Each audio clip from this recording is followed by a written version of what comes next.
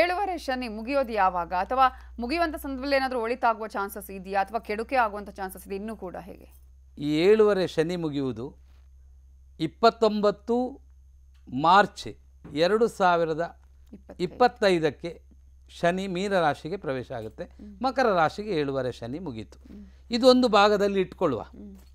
ಆದರೆ ಇವರ ದಶಾಕಾಲ ಮುಗಿಯುವುದು ಯಾವಾಗ, ಈ ಗುರುದಶ ವಿರಾಮವಾಗುವುದು ಯಾವಾಗ?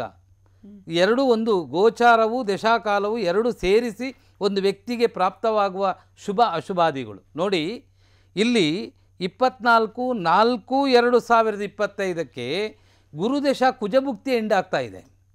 ಹಾಗಾದರೆ ಈ ಕುಜಭುಕ್ತಿ ನಂತರವೂ ಇದೆ, ಒಂದು ತಿಂಗಳ ನಂತರ. ಹಾಗಾದರೆ ಅಲ್ಲಿ ಬಹಳ ಗಂಭೀರವಾದಂತಹ ಕ್ಷಣಗಣನೆಗಳನ್ನು ಕಾಯುವಂತಹ ಕಾಲ. ಅಸಮಾಧಾನ, ಅತೃಪ್ತತೆ, ಪರಾಜಿತರಾಗುವುದು, ಪರಾಜಿತ ಅಂದರೆ ಸೋಲು ಅಂತ, ಇಂತಹ ಯೋಗಾದಿಗಳು ಅಲ್ಲಿ ಗಂಭೀರವಾಗಿ ಇಲ್ಲಿ ನಿಂತುಕೊಳ್ಳುತ್ತೆ. ಇಲ್ಲಿ ಏನಾದರೂ ಈ ಸಂದರ್ಭಗಳಲ್ಲಿ ಇವರ ಮಡದಿ ಆಗಬಹುದು, ಅಥವಾ ಇವರ ತಂದೆ ತಾಯಿ ಇರಬಹುದು, ಅಥವಾ ಇವರಿಗೆ ಮಗನಾಗಿರ್ಬೋದು. ಇಲ್ಲಿ ಇವರಿಂದ ಏನಾದರೂ ಇವರಿಗೆ ಸಂಬಂಧಪಟ್ಟಂತಹ ಒಂದು ಈ ಅನಿಷ್ಟ ಫಲವನ್ನು ಕೊಡುವ ಅಭಿಮಾನ ದೇವತೆಯ ಆರಾಧನೆಗೆ ಮಹತ್ವವನ್ನು ಕೊಟ್ಟರೆ, ಈ ಬರುವ ಸಂದಿಗ್ಧ ಪರಿಸ್ಥಿತಿಗಳಿಂದ ಸ್ವಲ್ಪ ಮುಂಚಿತವಾಗಿ ನಾವು ಪರಾಜಿತರಾಗುವುದಕ್ಕಿಂತಲೂ ನಮಗೆ ಅಗೌರವವು ಅರದೇ ಇರಬಹುದು ಅಂತ ಹೇಳುವ ಮಾತು ನಮಗೆ ಪ್ರಾಯಶ್ಚಿತದಿಂದ ಸಿಗುತ್ತೆ. ಪ್ರಾಯಶ್ಚಿತ ಮಾಡುವ ಉದ್ದೇಶವೇ ಅದು. ಗುರುಗಳೇ, ಇಲ್ಲಿ ಈಗ ನೀವು ಹೇಳಿದ್ರಿ, ಅಂದರೆ ಇಲ್ಲಿವರೆಗೂ ಏನೇನು ಆಗಿದೆ ಈಗ ನಾವು ನೋಡಿದ್ವಿ, ಆ ದೇಶಗಳ ಕಾರಣದಿಂದಾಗಿ ಆಗುವಂತಹ ಸಾಧ್ಯತೆಗಳು ತಪ್ಪಿಸಬಹುದಾಗಿತ್ತಲ್ವ? ಒಂದು ನಿರ್ಧಾರದಿಂದನೋ ಅಥವಾ ಒಂದು ರೀತಿಯಾದಂತಹ ಒಂದು ನಾವು ಅಂದ್ಕೊಳ್ಳೋದಕ್ಕೆ ಇನ್ನು ಆಗಬಹುದೇನೋ ಆ ಥರ ಆಗದ ಹಾಗೆ ತಪ್ಪಿಸಿಕೊಳ್ಳುವ ಪ್ರಯತ್ನಗಳು ಮಾಡಬಹುದಾಗಿತ್ತಲ್ವ ಇಲ್ಲಿ ಅಂತ ಹೇಳಿ, ಆಗೋದಿಲ್ವ? ಅಂತಹ ಪರಿಹಾರ ಇರೋದಿಲ್ವ? ಈ ಹಿಂದೆ ಕೆಲವು ಸಲ ನಾವು ಹೇಳ್ತಾ ಬಂದಿದ್ದೇವೆ, ಮನುಷ್ಯನ ಮನಸ್ಸೇನು ಬಂಧ ಮೋಕ್ಷಯೋ ಅಂತ. ಅದರ ಅರ್ಥ ನಾವು ಏನು ಅಂತ ಹೇಳಿದರೆ, ಮನುಷ್ಯನಿಗೆ ಸುಖವನ್ನು ಪಡೆಯಬೇಕಾದರೂ ಅವನು ಅಧಿಕ ಸಾಧಿಸಬೇಕು. ಕಷ್ಟ ಬರುವಂತಹ ಕಾಲಕ್ಕೆ ತಿಳಿದು ಅದಕ್ಕನುಗುಣವಾಗಿರಬೇಕು. ಈ ಎರಡು ನಮಗೆ ದೇವರು ಬಿಟ್ಟಿದ್ದಾನೆ. ಜ್ಞಾನವನ್ನು, ಬುದ್ಧಿಯನ್ನು, ಸಮಯವನ್ನು, ಸುಖ ಮತ್ತು ದುಃಖವನ್ನು, ಇಂತಹ ಒಂದು ಎಲ್ಲವನ್ನು ನಾವು ಈ ನೀವೇನು ಕಾಲಚಕ್ರ ಅಂತ ಹೇಳಿದಿರಿ, ಈ ಕಾಲಚಕ್ರದಲ್ಲಿ ಇದೆ ಅದು. ಹಾಗಾದರೆ ಇದರಲ್ಲಿ ಕೆಲವು ವ್ಯಕ್ತಿಗಳು ಅರಿಷಡ್ವರ್ಗಗಳ ಒತ್ತಡಕ್ಕೊಳಪಟ್ಟವರು ಕಾಲೈ ತಸ್ಮೈ ನಮಃ. ಕಾಲಚಕ್ರ ಹೇಳಿದ್ದನ್ನು ನಾವು ನಿರ್ಣಯ ಮಾಡದೇ ಇದ್ದರೆ ಕಾಲ ಹೇಗೆ ಮಾಡುತ್ತೋ ಅದನ್ನು ಅನುಭವಿಸಬೇಕಾಗತ್ತೆ.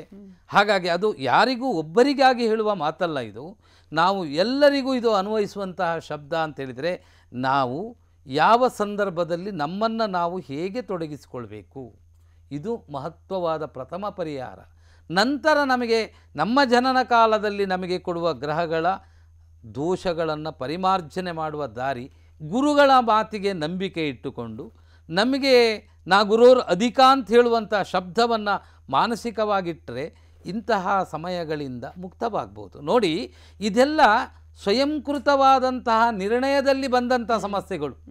ಈ ನಮ್ಮ ಏನು ದರ್ಶನ್ ಅವರಿದ್ದಾರೆ, ಇದೆಲ್ಲ ಸ್ವಲ್ಪ ಆತುರದಲ್ಲಿ ಮಾಡಿದಂತಹ ಗಡಿಬಿಡಿಯು ಈ ಒಂದು ಸಂಕಷ್ಟಕ್ಕೆ ಕಾರಣ ಅಂತ ಹೇಳ್ಬೋದು. ಎಲ್ಲ ಗ್ರಹಚಾರ ಹೇಗಾಗುತ್ತೆ, ನಾವು ಕೆಲವು ಸಮಯಗಳಲ್ಲಿ ನಮ್ಮಲ್ಲಿ ನಾವೆಲ್ಲವನ್ನು ಹೇಗೆ ನಿಭಾಯಿಸಬೇಕು ಅಂತ ಹೇಳುವ ನಿಯಂತ್ರಣದ ಶಕ್ತಿ ನಮ್ಮಲ್ಲಿರುವುದೇ ನಮಗೆ ಭಗವಂತ ಕೊಟ್ಟ ಪ್ರಜ್ಞಾವಸ್ಥೆ ಅಂತ ಹೇಳಿದ್ದೇವೆ. ಮೇಧ ಅಂದರೆ ನಮ್ಮ ಬುದ್ಧಿಶಕ್ತಿ, ಧೀಶಕ್ತಿ ಮತ್ತು ಆ ಸಂದರ್ಭದಲ್ಲಿ ತೆಗೆದುಕೊಳ್ಳಬೇಕಾದಂತಹ ನಿರ್ಧಾರಗಳು, ಯಾವುದರಿಂದ ಮುಂದೆ ಏನಾಗಬಹುದು ಅಂತ ನಾವು ಊಹೆ ಮಾಡುವಂತಹ ಸಿದ್ಧಾಂತಗಳನ್ನು ನಾವು ಅರ್ಥೈಸಿಕೊಂಡಾಗ ಮಾತ್ರ ನಾವು ಜಾತಕ ತೋರಿಸುವುದೋ ಅಥವಾ ನಮ್ಮ ಗ್ರಹಚಾರದಿಂದ ನಾವು ಮುಕ್ತರಾಗಲಿಕ್ಕೆ ಸಾಧ್ಯ. ಹಾಗಾಗಿ ಇದು ಕಾಲಚಕ್ರದ ಚಿಂತನೆಗಳು. ಅದರ ಹಾಗೆ ಇನ್ನೊಂದು ನಾವು ನಿಮ್ಮಲ್ಲಿ ನೇರವಾಗಿ ಒಂದು ಪ್ರಶ್ನೆಗೆ ಉತ್ತರ ಕೊಡುವುದಾದರೆ, ಈ ಸನಾತನ ಧರ್ಮ ಅಂತ ಹೇಳಬೇಡಿ, ನಮಗೆ ಬೇಕಾಗಿದ್ದೇನು? ಒಂದು ವ್ಯಕ್ತಿಯ ಜನನ ತಿಂಗಳು, ಇಸವಿ, ಜನನ ಸಮಯ, ಅದು ಹೆಣ್ಣು ಅಥವಾ ಗಂಡು, ಎಷ್ಟೇ ಬೇಕಾಗಿದ್ದು. ಅಲ್ಲಿ ಯಾವ ಜಾತಿಯನ್ನು ಅದರಲ್ಲಿ ಮೆನ್ಷನ್ ಮಾಡಲಿಕ್ಕಿಲ್ಲ. ನಮಗೆ ಆ ವ್ಯಕ್ತಿಯ ಬದುಕಿನ ಎಲ್ಲ ಸಿದ್ಧಾಂತ, ಅವನು ಅನುಭವಿಸುವ ಎಲ್ಲದನ್ನು ನಾವು ಹೇಳಲಿಕ್ಕೆ ಸಾಧ್ಯತೆ ಇದೆ. ಅದನ್ನು ಆಧಾರವಾಗಿಟ್ಟುಕೊಂಡ್ರೆ ಈ ದಶಾಕಾಲದಲ್ಲಿ 7 ಶನಿಯ ಬಾಧೆಯೂ ಅಧಿಕವಾಗಿರುತ್ತೆ. ಇನ್ನು ಈ ದಶಾಭುಕ್ತಿಯ ದೋಷವು ಪ್ರಬಲವಾಗಿ ಬಾಧಿಸುವಂಥ ಸಾಧ್ಯತೆ ಇದೆ. ಅಂದರೆ ಗುರುವು ಇವರಿಗೆ ಯೋಗಕಾರಕನಲ್ಲ, ಕುಜನು ಮಾರಕನಾಗಿದ್ದಾನೆ. ಹಾಗಾದರೆ ಈ 2 ಗ್ರಹಗಳು ಸೇರಿ ಈ ಜಾತಕದವರಿಗೆ ಈ ಕುಜ ಕೊಡುವಂತಹ ಎಲ್ಲ ಬಂಧನ ಯೋಗ, ಆಪಾದನಾ ಯೋಗ ಅಥವಾ ಕಲಹ ಯುದ್ಧಾದಿಗಳಿಂದ ಪ್ರಾಪ್ತವಾಗುವಂತಹ ಆಪಾದನೆಗಳು ಇದೆಲ್ಲವೂ ಪ್ರಚೋದನಕಾರಿಯಾಗಿ ಫಲ ಕೊಡುವುದು. ಶನಿ ಗುರು ಪರಸ್ಪರ ದೃಷ್ಟಿಯಿಲ್ಲ. ಇನ್ನು ಶನಿ ಮತ್ತು ಕುಜ ಪರಸ್ಪರ ವೀಕ್ಷಣೆ ಮಾಡುವುದು. ಈ ವೀಕ್ಷಣೆಯಿಂದಾಗಿ ಇಂತಹ ಸಂದಿಗ್ಧ ಘಟನೆಗಳು ಎದುರಾಗಿದೆ. ಈ ಇನ್ನೊಂದಿದೆ, ಯಾವಾಗಲೂ ಗ್ರಹಗಳ ದೋಷಗಳು ನಮಗೆ ಬಾಧಿಸುತ್ತೆ ಅಂತಾದಾಗ ನಾವು ಶರಣಾಗತಿಯಾದರೆ ಅಥವಾ ಆ ಸಂದರ್ಭದಲ್ಲಿ ನಾವು ಸ್ವಲ್ಪ ಮುನ್ನೆಚ್ಚರಿಕೆಯನ್ನು ತೆಗೆದರೆ ಖಂಡಿತವಾಗಿಯೂ ನಾವು ಇದರಿಂದ ಪಾರಾಗುವಂತಹ ಸಾಧ್ಯತೆ ಎಷ್ಟು ನಮ್ಮ ಅನುಭವದಲ್ಲಿ ಇದೆ. ಓಕೆ.